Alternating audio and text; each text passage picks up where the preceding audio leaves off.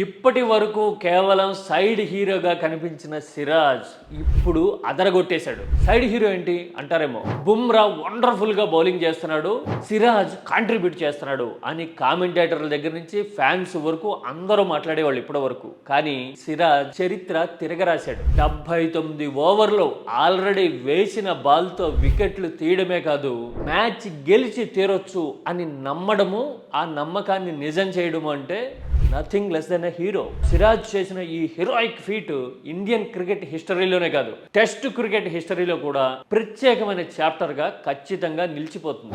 Lord's లాంటి చోట్ల wicket defend చేసుకోలేక అవుట్ అయినప్పుడు సిరాజ్ పడిన పశ్చాత్తాపం, క్రీజ్ లోనే ఉండిపోయిన తీరు కళ్ళ ముందు కనిపిస్తూ ఉండగా, అలాంటి నెగిటివ్ మెమరీస్ అన్నిటినీ తుడిచేస్తూ yes I am here to win the match for you అని దేశం మొత్తానికి సిరాజ్ ఇచ్చిన గిఫ్ట్ ఈ